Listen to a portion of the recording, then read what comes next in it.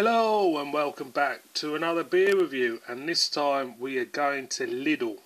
We're going to that German supermarket, which I find quite a relaxing experience to do my weekly shopping in, because basically you go in there, the aisles are wide, that wide. You got a choice of a medium-sized trolley or a large trolley.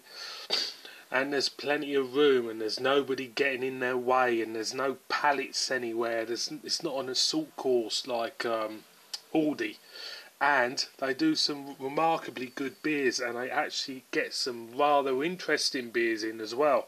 So they have got a line of beers which they've named Hatherwood Craft Beer Company, which is exclusive to their chain of shops.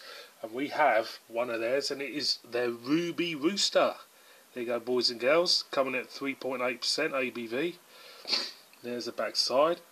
Now, when I first saw this, I thought it was a shepherd's neem bowl, because it does look like a shepherd's neem bowl. It hasn't got the etching on it, but the size of the way it's kind of like looks. I thought it was a shepherd neem one, but I don't think it is. So there you go. It says brewed and bottled in the UK. So maybe is a shepherd neem bowl. And the past 5 minutes could be, past minute and a half of me talking could be a load of bollocks. So it's Hatherwood Craft Beer Company. This Ruby Rooster Ale is a British classic using 100% British barley. Pale crystal and chocolate malts deliver the taste and everything. So without further ado, it says number 4, so there must be 4 of them at least. 4 of them on this line of beers anyway. Let's crack a moment. Oh, I got hay fever. Got to clear it. Number 4. You are number 4.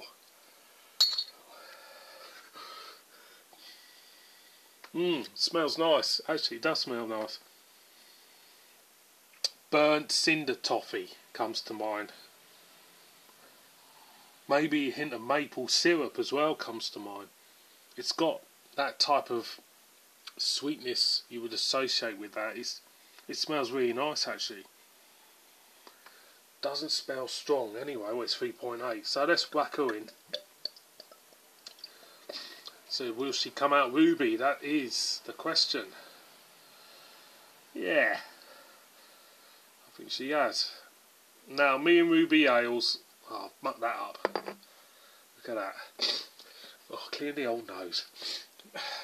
Me and Ruby Ales, we have got a bit of a love-hate relationship. So I've got to be in the mood for Ruby Ale, or or Red Ale, if you want to call them Red Ales, because I have found them not to my palate. We all got different palates, but I found them not compatible. Or I've got to be in the mood for them, if you know what I mean. I'm in the mood for this one, so I just find them sometimes a bit too bitter.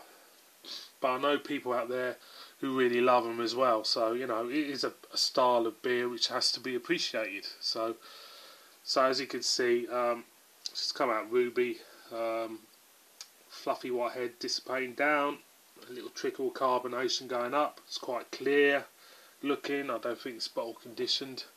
So let's. I've got cat hairs everywhere as well, which doesn't help.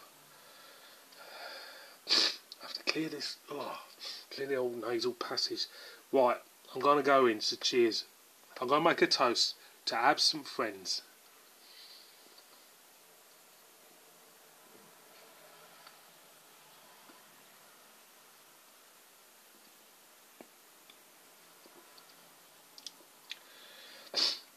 First off, it is thin. Because of its strength, it does feel very thin. But saying that, there is taste there. It is providing some taste notes.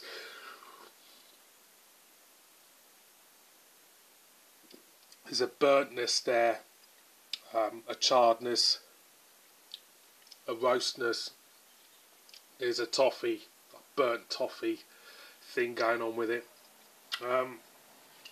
It's not bad actually. It's quite nice. This beer I think it was about 85 pence. 85 pence, that you can't really go wrong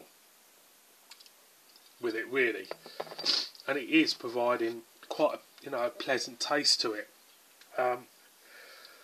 It does feel thin, I'm not going to lie about that. There is a thinness there. Well,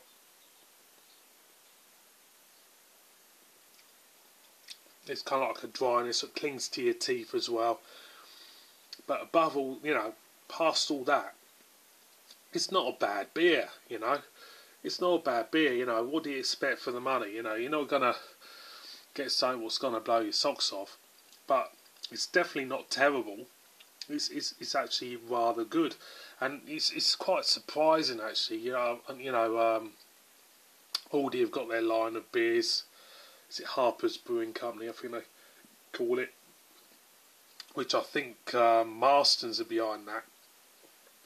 And thinking it more logically, I wouldn't mind betting that Shepherd Nema's behind that.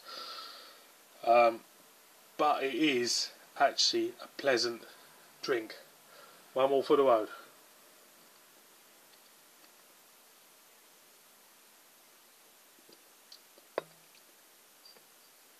Do get that toffiness, do get the charredness and the thinness, but it's not metallic as such. You haven't got anything horribly metallic about it, and it just feels like a really nice, easy drinking beer, and you can't go wrong with that, boys and girls. So not much more to say about it. Get down to Lidl, pick one of these up and give it a go for yourself. Not bad at all, that. And on that score, see you boys on my next one, and girls.